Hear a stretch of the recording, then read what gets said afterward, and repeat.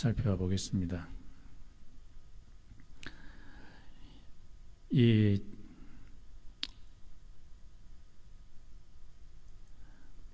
여러분은 남들을 몇 번까지 용서해 줘야 된다고 생각을 하십니까? 성경에 보면 라멕이라고 하는 자가 있는데, 이 라멕이라고 하는 자는 창세기 4장에서 용서라는 것은 없다, 끊임없이 보복할 뿐이다 라고 그렇게 이야기를 했습니다.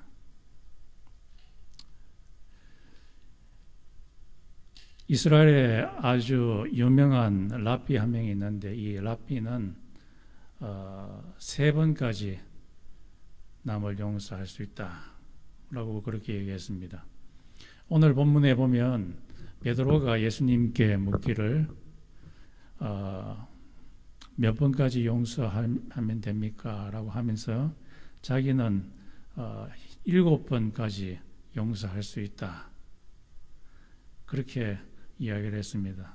베드로가 이 말을 한 그 목적은 예수님한테 잘 보이려고 하기 위해서 자기는 7번까지 용서할 수 있다, 그렇게 이야기하니까 예수님께서 뭐라고 이야기하셨습니까? 70번에 7번 또는 77번을 너는 용서해야 된다라고 그렇게 이야기했습니다. 이 말은 끊임없이 용서해야 된다는 그런 말입니다.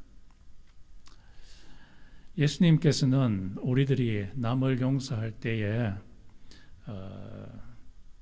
끊임없이 용서하기를 원하십니다. 오늘 제 설교를 통해서 한 몇 가지 사례를 통해서 우리가 다른 사람들을 용서해야 됨을 한번 살펴보도록 하겠습니다. 오늘 본문에 보면은 한 신하가 나오는데, 왕의 신하가 나오는데, 이 신하가 왕한테 빚을 지었습니다. 얼마나 많은 빚을 지었습니까? 1만 달란트. 이거는 이스라엘의 화폐인데요. 1만 달란트는 어느 정도 되느냐 하면은, 그 당시 한 사람이 노동을 하면 일당을 받는데, 그 일당을 한 데나리온이라고 그렇게 합니다. 한 데나리온 같으면 요즘으로 따지면은 한 100불 정도 될까요?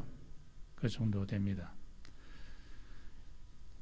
그런데 1달란트가 어느 정도 되냐 하면은 만 데나리온, 만 데나리.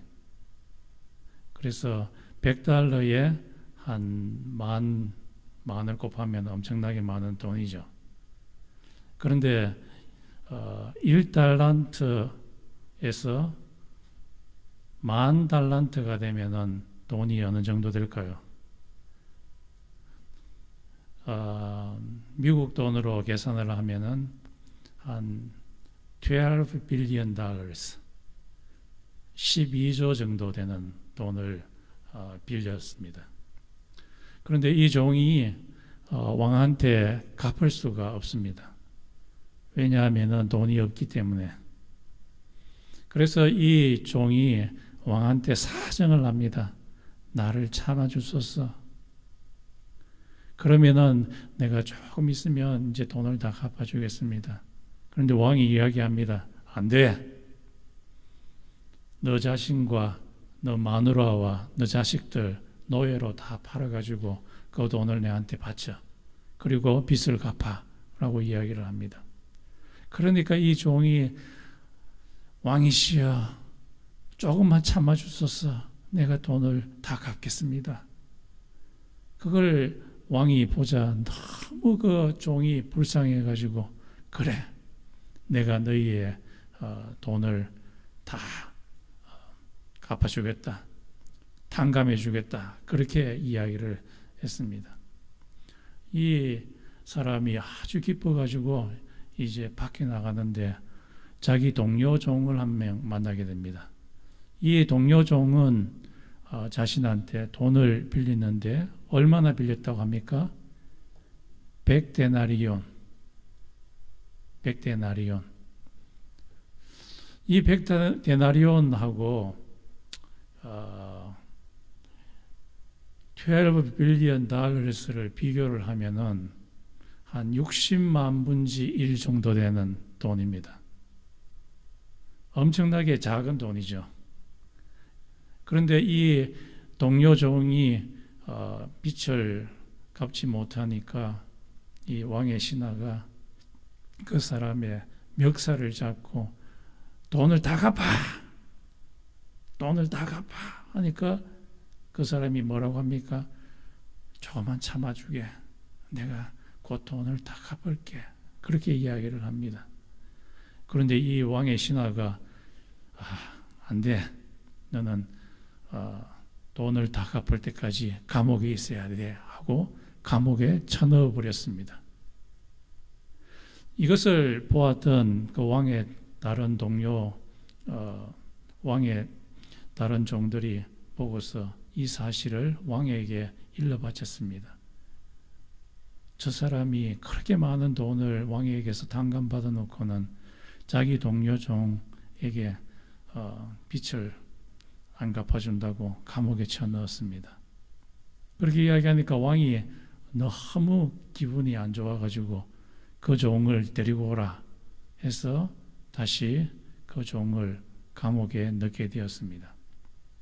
이 말씀을 다 한 후에 예수님께서 이 말씀에 대한 해석을 하시기를 너희가 너희의 가슴으로 남을 용서하지 않으면 하늘에 계신 아버지도 너희들의 죄를 용서하지 않을 것이다.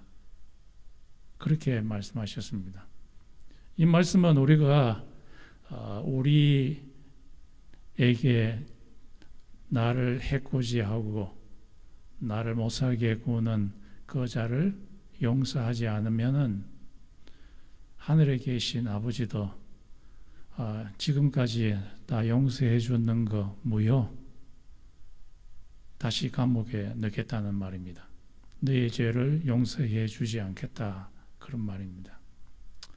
그러므로 우리들은 우리에게 해를 가하는 자, 그 자를 용서해야 됩니다. 용서하는 것은 굉장히 어렵습니다. 그러나 용서를 해야 된다고 예수님께서 말씀하십니다. 이와 비슷한 예가 데이빗 깁슨스라는 한 사람에게 나타납니다. 데이빗 깁슨스라고 하는 사람은 그의 아버지는 한국에서 미국 군인으로 계셨던 분이고 어머님은 한국 여자분이셨습니다. 이 두 분이 한국에서 결혼을 하고 미국으로 이주를 하게 됩니다. 이주를 하자마자 그의 아버지는 그의 어머니를 구타하기 시작합니다. 그리고 이 아버지는 다른 여인과 바람이 나게 됩니다. 이 어머니는 그의 아버지를 기쁘게 하기 위해서 또 자기 곁으로 다시 되돌아오도록 하기 위해서 삭바느질을 합니다. 그래서 재봉틀도 돌리고 여러 가지 험난한 일들을 하면서 돈을 모아서 차도 사고 집도 사서 그 남편에게 주었습니다.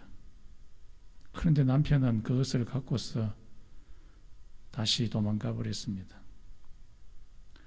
그러자 이 어머니는 마음속에 미움과 분노와 정오와 서글픔이 그의 마음속에서 우러났습니다. 그래서 자기 집 앞에 있는 벤치에 앉아서 소주를 까가지고 한 잔씩 마시면서 자기의 슬픔을 삭히고 있었습니다. 그런데 이 어머니가 어느 날 술을 취한 채 운전을 하다가 고속도로에서 큰 사고가 나서 돌아가셨습니다.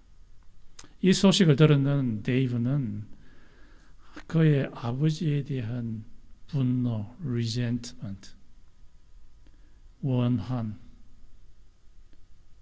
도저히 용서할 수가 없었습니다. 얼마나 그의 어머니가 억울하게 죽었는지, 억울한지 이 아버지를 용서할 수가 없었어요. 그런데 어느 날 이 사람이 하나님의 말씀을 읽고 또 기도하는 중에 자기가 얼마나 큰 죄를 지었는지를 깨닫게 되었습니다. 성경 말씀에는 행동으로 지었는 죄뿐만 아니라 머릿속으로 상상으로 죄를 지었는 그것도 죄라고 이야기를 하고 있습니다. 가만히 자기가 생각해 보니까 상상으로 지었는 죄가 엄청나게 많다는 것을, 마치 1만 달란트 빚지었는 사람이 큰 죄를 지었는 것처럼 자기가 큰 죄를 지었다는 것을 깨닫고, 또 하나님께서 그에게 그렇게 많은 죄를 예수 그리스도의 피로서 깨끗하게 씻겨 주었다는 것을 깨닫게 되었습니다. 그러자 그의 마음 가운데서 아버지를 용서해야겠다는 마음이 들기 시작했습니다. 그래서 이 아버지가 그때는 굉장히 몸이 안 좋았습니다. 안 좋은 그 아버지에게 찾아가서 말하기를, 아버지가 만약에 돌아가시고 나면 아버지하고 지금 같이 살고 계시는 그 여자분을 제 집으로 모셔서 마치 어머니처럼 섬기겠습니다. 그렇게 이야기를 했어요. 사실 그 어머니가 나이가 들어서 이제 돌아가시게 되었을 때 돌아가셨습니다. 그 전에 이 어머니를 실제로 자기 집에 데리고 와서 그분이 돌아가실 때까지 섬겼던 것이었습니다. 우리들이 남을 용서하지 못하는 이유는 하나님께서 나의 큰 죄 용서해 주신 그 죄를 용서해 주신 죄, 그 용서는 까마득하게 까먹기 때문에 그렇습니다. 그 대신에 나에게 해를 끼쳐준 그 사람의 죄, 그것은 아주 크게 보이기 때문에 남을 용서할 수 없기 때문입니다. 다른 말로 말해서 나의 selfishness, 나의 이기심, 이것 때문에 실제적으로 남을 용서하지 못하게 됩니다. 여러분을 해하는 사람이 있습니까? 먼저 나의 큰 죄를 하나님이 용서해 줬다는 그 사실을 생각해 보십시오. 그러면은 나에게 해를 준 자의 그 죄, 그것을 용서할 수가 있게 됩니다. 엘리자베스 스마트라고 하는 14살짜리 아이가 있었습니다. 여자아이인데요. 이 여자아이는 유타주에 있는 솔트레이크 시티에서 자기 침실에 있었습니다. 그런데 어떤 한 커플이 그 침실을 뚫고 들어와 가지고 이 여자아이를 로프로 꽁꽁 묶어서 그리고 키드냅 해버렸습니다. 그래서 이 커플이 살고 있는 집에 데리고 갔습니다. 데리고 가서는 이 커플이 이 여자아이를 성적으로 엄청나게 학대를 했습니다. 거의 매일 성적으로 학대를 했습니다. 그리고 이 아이에게 협박하기를 만약에 너가 도망가려고 시도하기만 하면 우리들이 너의 전 가족을 다 죽여버리겠다. 그렇게 협박을 했습니다.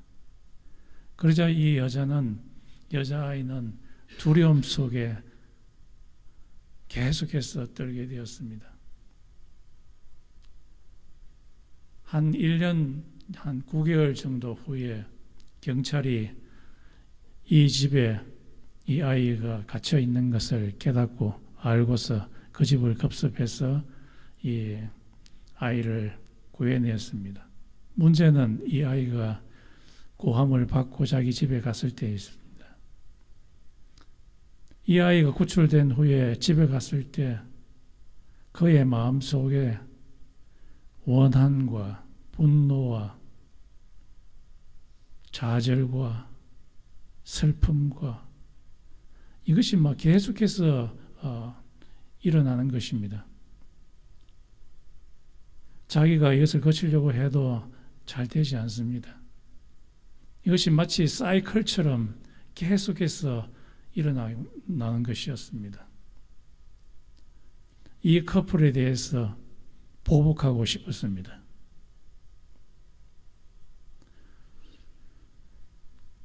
이 여자아이가 생각할 때 자기가 이 커플을 보복하기만 하면 자기 자신은 힐링을 받을 것이라 그렇게 생각을 했습니다.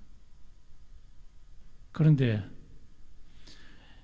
이 보복하고자 하는 생각, 이것을 끊지 않고서는 자기 마음속에서 우러나오는 이 분노를 도저히 끊을 수가 없었습니다. 계속해서 사이클처럼 계속해서 올라왔기 때문이었습니다.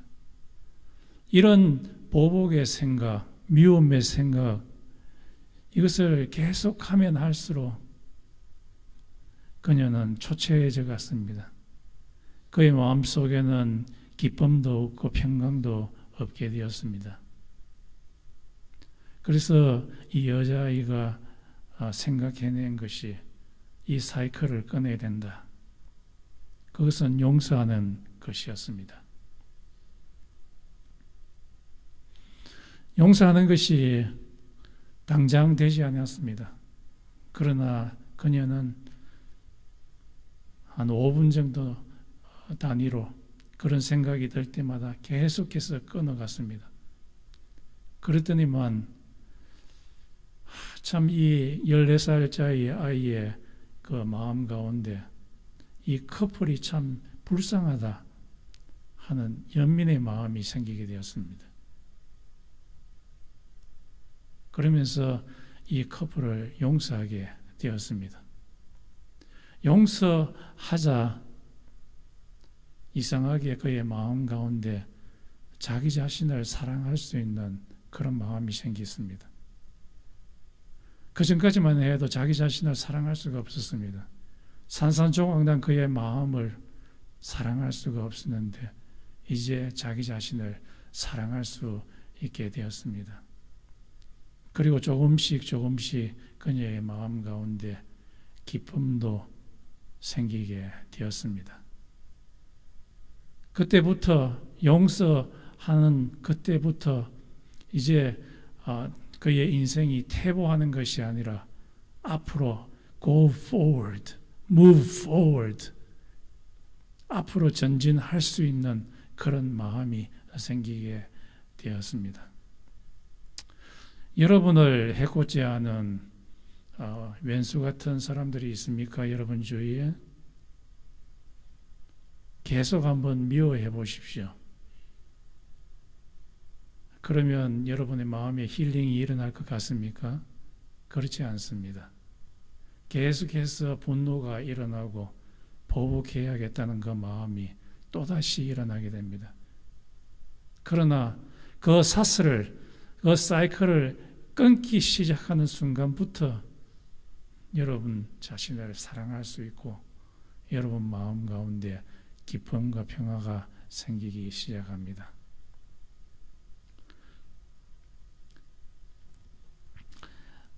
크리스 윌리엄스라고 하는 자가 있었습니다.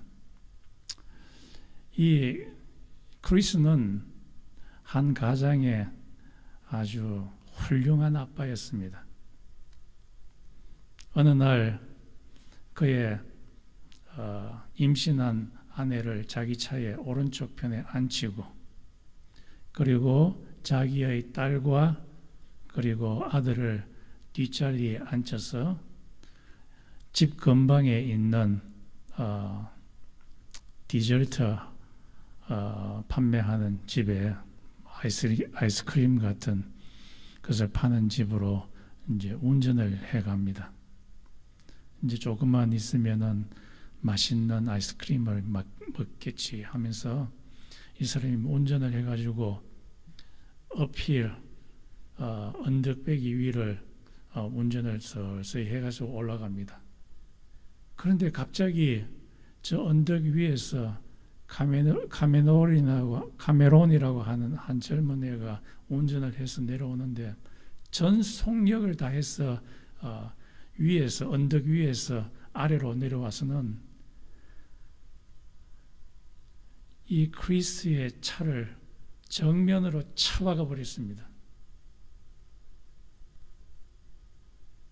그리고 나서 이 크리스가 자기 옆자리에 앉아있는 자기의 와이프를 보니까 움직임이 없습니다. 뒤를 되돌아 보았습니다. 자기의 아들, 자기 딸이 어떠나 싶어서 보았는데 이 아들과 딸들도 움직이지 않습니다. 다 죽었기 때문이었습니다. 이런 끔찍한 사고가 난 후에 크리스의 엄마는 이 카메론이라고 하는 젊은 아이, 이 아이를 죽이고 싶었습니다. 보복하고 싶었습니다. 운전 잘못해가지고 운전을 무모하게 해가지고 내 사랑하는 손주들이 다 죽었고 내 사랑하는 며느리가 죽었고 내 아들은 거의 병신이 될 정도로 이렇게 사고를 냈는 이 카메론을 죽이고 싶었습니다. 그래서 이런 마음이 계속해서 일어났습니다. 이 카메론에 대한 분노, 카메론에 대한 이 죽이고 싶은, 보복하고 싶은 마음, 원하는 이것을 계속해서 막 품고 있었습니다. 이 할머니가 이 원한을 계속 품고 있으면은 자기는 힐링을 얻게 될 것이라고 그렇게 가정을 하고 있었습니다. 그런데 원한을 가지면 가질수록 이 카메론을 향해서 분노를 가지면 가질수록 그의 마음속에 분노는 더 크게 일어났고 원한은 더 크게 일어났던 것입니다. 그래서 이 할머니가 취한 조치는 이 카메론을 용서하는 것이었습니다. 용서한다는 것은 더 이상 그 사람을 향해서 분노를 품지 않는 것이지요. 원한을 품지 않는 것이지요. 용서하기 시작하면서부터 이 할머니의 마음 가운데 카메론에 대한 연민이 생기기 시작했습니다. 참 불쌍하다. 불쌍하다. 그러면서 이 아이의 카메론이라는 아이의 살아온 배경에 대해서 생각하게 되었습니다. 제가 살아올 때 참 집안이 힘들어서 그럴 수도 있겠지. 라는 그런 생각을 가지면서 연민을 가지면서 자기 마음 가운데 조금씩 마음의 평강도 찾아가고 또 기쁨도 찾아갈 수 있었습니다. 아들 크리스도 비슷한 과정을 거쳤습니다. 여러분 주위에 정말로 용서하기 힘든 그런 자들이 있습니까? 여러분 용서해야 됩니다. 그러지 않으면 여러분 마음 가운데 평강이라고는 찾아볼 수가 없습니다. 끊임없는 분노가 여러분을 죽이게 될 것입니다. 용서하십시오. 마지막으로 크리스티라고 하는 여자가 있습니다. 이 여자분이 자기 남편 될 사람 안드류언이라고 하는 남자를 처음으로 만나게 되었는데, 이 안드류언이 너무너무 잘생겨서 보자마자 사랑에 빠졌습니다. 그리고 이 안드류언과 결혼을 했습니다. 결혼을 하자마자 이 크리스티는 이제부터 아주 훌륭한 가정을 꾸려야 될 거다라고 계획을 세웠습니다. 결혼을 하고 나서 몇 년 안에 아이를 3명이나 낳았습니다. 그리고 이 크리스티하고 안드리아는 교회에서 Marriage and Family Ministry를 시작했습니다. 가정과 결혼 클래스. 그래서 교회 내에 아직까지 결혼하지 않는 그런 형제나 자매들, 이 사람들이 이제 프리메리털 클래스, 결혼하기 전에 클래스를 만드는데 여기에서 아주 중요한 역할을 합니다. 이 커플이, 이 크리스티하고 안드리언이 프리메리털 클래스에 들어가서 이제 결혼할 사람들한테 너희들 결혼을 아주 중요하니까 이 결혼의 반드를 아주 강하게 해야 된다고 아주 잘 가르쳤습니다. 그랬더니만 그 교회에 있던 많은 사람들이 이 크리스티하고 안드리언을 존경을 했습니다. 어느 날 크리스티가 집에 있는데 컴퓨터에 한 이메일이 그녀에게 날라왔습니다. 이메일을 보냈는 사람은 어떤 한 여인인데요. 이 여인이 이메일에 적어놓기를, 내가 너의 남편 안드리언이 어떤 다른 여자하고 여행하는 것을 내가 보았다. 그리고 너의 남편 안드리언이 그 여인을 안고 있는 것을 내가 보았다. 이 이메일을 받자마자 크리스티는 남편 안드리언에게 전화했습니다. 확인차 전화한 거죠.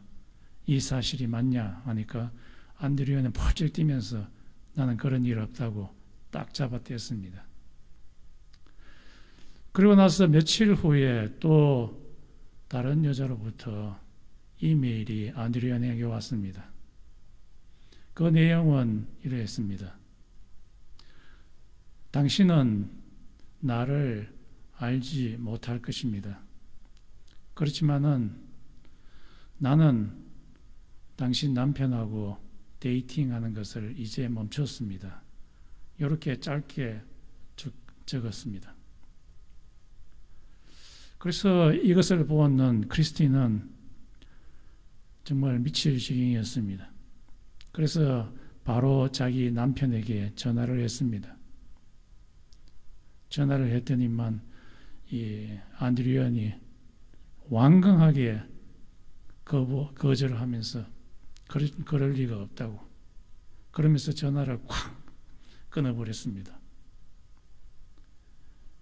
그런데 끊자마자 얼마 지나지 않아서 안드레아니 그녀에게 전화를 했습니다. 사실을 밝혔습니다. 자기가 그 여자와 인피델리티, 불륜을 저행했다. 그렇게 이야기를 하면서 그 일이 있고 나서 이 부부는 그 교회에 있는 나이 많이 드신 담임 목사님에게 카운셀링을 받게 됩니다. 카운셀링을 다 받고 나서 이 부부가 집에 옵니다. 크리스티가 자기 남편 안드레안에게 말합니다. I forgive you. 나는 당신을 용서합니다. 그랬더니만 이 안드레안이 막 갑자기 땅에 팍 엎드려 가지고 울기 시작합니다.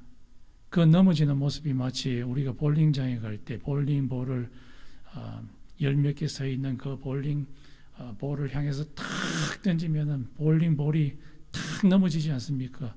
그 넘어지는 것처럼 이 안드레안이 막 땅에 팍 엎드려서는 막 흥 웁니다. 흥 울면서 잘못됐다고 그렇게 이야기를 합니다.